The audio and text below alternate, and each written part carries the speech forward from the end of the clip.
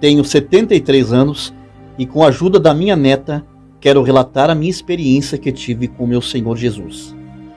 Em um dia em que estava com muitíssima fome, passando por privações, aproveitei que só tinha água e um pacote de farinha, fiz um mingau e decidi ficar 3 dias em jejum e oração, para que Deus enviasse alguém com suprimentos, atender à minha necessidade. A verdade é que quando estamos no estreito da provação, Deus usa as nossas dificuldades para nos fortalecer espiritualmente. Fui jejuar para que Deus provesse o que eu tinha de necessidade, mas Ele me agraciou com uma visão que jamais tive nesses meus 60 anos de caminhada com Jesus. No 3º dia do jejum, após muitas orações e cânticos espirituais, eu fui entregar a minha oferta ao Senhor. Já estava enfraquecida pela fome e pelo jejum também. Após eu fazer a minha oração entregando o meu jejum, me sentindo muito fraca, deitei-me em minha cama, adormeci. Após adormecer, tive uma experiência jamais vista. Era tão real que só tive certeza que era uma revelação após eu acordar na minha humilde casinha. Quando adormeci, me vi em uma determinada data do ano de 2030. As pessoas estavam diferentes, usando um tipo de capacete parecendo capacetes de astronautas. Eu apenas, com meu lencinho na cabeça, fiquei impressionada com tudo que via.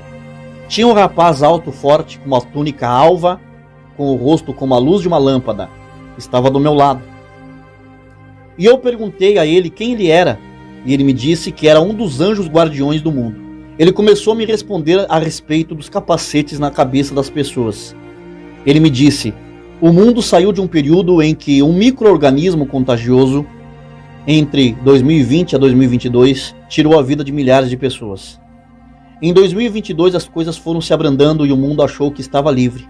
Mas no ano de 2025 surgiu uma variante que em menos de 6 meses ceifou mais de 250 milhões de pessoas. E toda a proteção tem sido em vão. Nem esses capacetes poderão protegê-los. De repente mudou a cena e eu e o anjo guardião estávamos em um supermercado. E vi pessoas comprando, mas elas não usavam dinheiro, nem cartão de crédito ou débito. Elas colocavam seus dedos polegares em um visor ao lado do monitor onde aparece o valor da compra. Eu perguntei: cadê o dinheiro? E o anjo me disse: desde 2025 o mundo não usa mais dinheiro em cédulas de papel. Todas as pessoas foram obrigadas a cadastrar seus polegares e os seus rostos em bancos financeiros e organizações públicas. Quando a transição não se concretiza com o polegar, os pagamentos ou qualquer transação financeira é feita através do reconhecimento facial. Toda a moeda passou a ser única e digital, para evitar a desvalorização e o enriquecimento desigual. O céu estava cinza, parecia nublado. As pessoas andavam como se estivessem com medo de alguma coisa. Às 7 horas da noite as pessoas já estavam se recolhendo. Eu perguntei: por que essas pessoas estão agindo assim?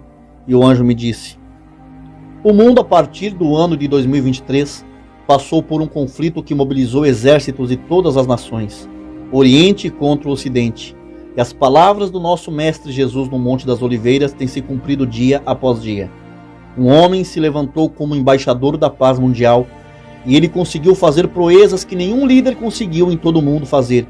Ele amenizou a fome na África, todos os conflitos por disputas territoriais foram apaziguados, a tensão entre judeus e muçulmanos foi resolvida, a região leste do Monte de Moriá, em Jerusalém, ficou com os judeus e a região sul para os islâmicos. O 3º templo foi reconstruído e esse homem foi constituído pelas Nações Unidas e pelo Vaticano como representante geral de toda a humanidade, com sede em Jerusalém. O Papa tem sido conselheiro dele. Eu perguntei: mas o Papa ainda é Francisco? Não, Bergoglio não vive mais. O Papa atual é um homem negro, influente na política mundial. Esse líder que foi levantado se mostrou um homem carismático e caridoso durante os 3 anos preditos nas Escrituras.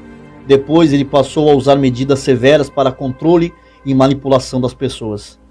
Uma das leis para garantir a segurança é que nenhuma pessoa após as 7 horas da noite pode estar na rua.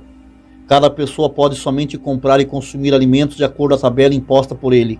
Não existe mais carne, só alimentos processados de origem sintética. Famílias só podem consumir 25 quilos de alimentos por mês. Todas as empresas estão sob administração e domínio do governo. O salário é o mesmo para todos. É proibido reclamar.